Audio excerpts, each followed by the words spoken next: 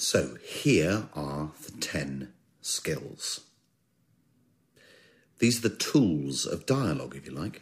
Don't worry about remembering them or understanding them just yet. You'll have plenty of time to get familiar with them and hopefully use them to fantastic effect. But before you do that, it's important just to touch on some of the principles that underpin these skills. Let's call this section the ins and outs of dialogue. We'll look at what goes in first. What are the essential ingredients that can transform a conversation into a dialogue? The first ingredient is equality. Without a sense that you're both roughly equal partners in the journey of a conversation, it'll be unbalanced in one way or another.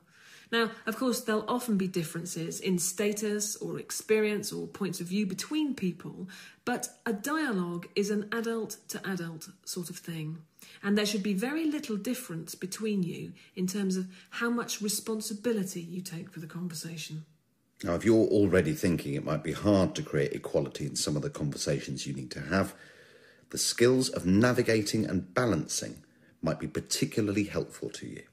The next thing a dialogue needs is what we call shared intent. Yeah, so this is about whether you and the others involved in the conversation are essentially trying to achieve the same goal. If you're not, well, you're going to find it hard to make a 5 because you'll be pulling in different directions, and you probably won't say so, which won't help the conversation either. But if you flush out what it is you're both trying to achieve by agreeing on the purpose, you're far more likely to co-create something and find yourself in a dialogue, a genuine 2 and 2 makes 5 conversation.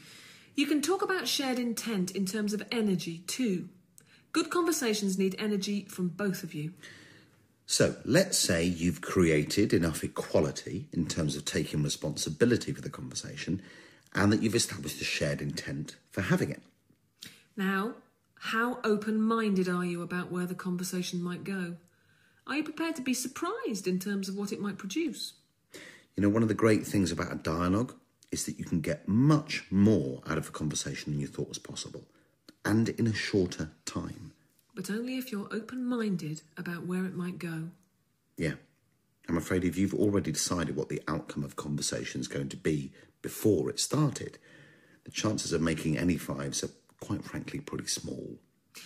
But on the other hand, if you can stay curious, if you can look for possibility and consciously use the skills of suspending, checking, building and pausing to stay open-minded, you might find your conversation is far more productive than you imagined it might be.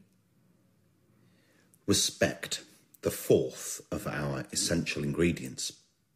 Respect is a much used and sometimes loosely defined word, but what we're talking about here is really respecting difference. You'll find the skills of listening, pausing and suspending especially relevant here. Respect in this context isn't about agreeing with everyone. Far from it. Disagreement can often spark off really creative moments in a conversation because it's when you begin to reveal difference. And difference is the lifeblood to creating ideas and solutions and fresh ways of thinking.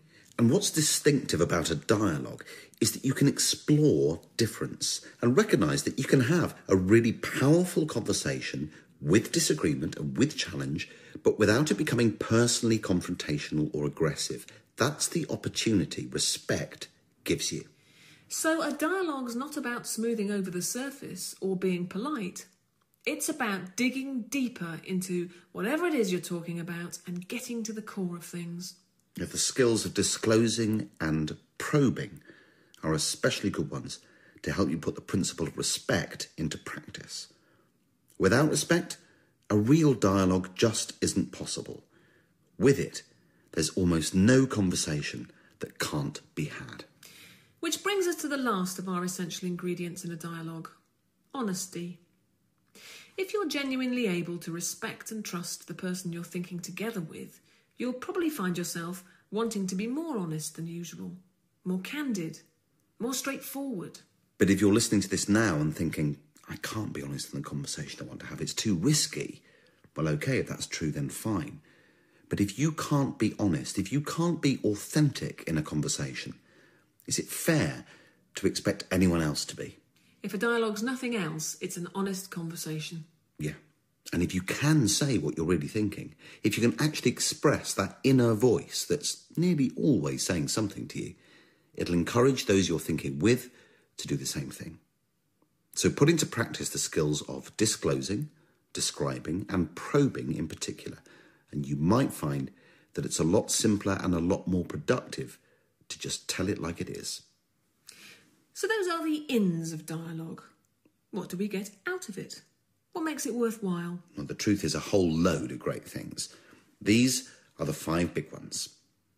First and foremost, movement. Shift happens in a dialogue. Not just after the conversation, during it. People change their minds. They reconsider where they stand on something. They become unstuck. People and ideas are literally released from well-worn, deeply held positions because in a dialogue, it not only feels possible to shift, it feels natural. Movement in a dialogue feels like a productive thing to do. And of course, if you shift position, you start to see things in a different way. What looked like an unsolvable problem, what appeared to be something unfixable or impossible, now looks different because you're looking at it from a new point of view. You have a genuinely fresh perspective. And once you're looking at something differently, guess what? New possibilities emerge, new ideas, new answers, new outcomes.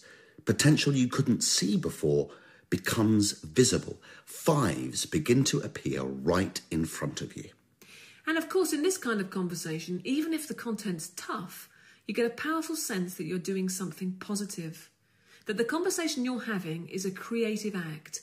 It feels energizing. It almost literally feels good for you and the other person. There's a shared sense of satisfaction, which of course helps you to sustain the momentum and do it more.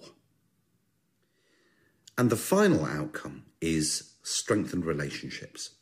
No matter where you're starting from, whether you're thinking together with someone you know really well or barely at all, if you start to make 5s with them, if you're prepared to share the journey of a conversation and get somewhere new together, you'll find the relationship between you grows and builds in terms of openness and trust. And as a result, you might find you can have even more powerful and productive dialogues with that person. So, we're just about ready to let you start. You'll find instructions on how to take yourself through the programme in the printed material that comes along with this introduction. At the end of each module, we've suggested a series of exercises and activities for you to start trying out these skills for yourselves. Our experience is that the ideal moment for you to put these skills into practice is immediately after the learning session. You'll find it best to start with a module called Time and Space. It's not a skill as such. It's more about the environment you need to create before you start applying the skills. Now, the audio and the written pieces have been designed to complement each other. Some things are better heard than read and vice versa.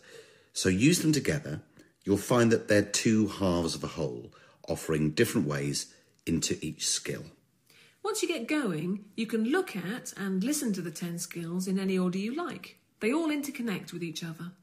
But once you've done Time and Space, navigating and listening are definitely the best skills to start with, and you should look at checking and probing as a pair. So, just to lift you into the programme a bit, let's hear a few more of those voices we listened to at the beginning of this introduction, just so you can get a feel for some of the benefits of a 2 and 2 makes 5 conversation.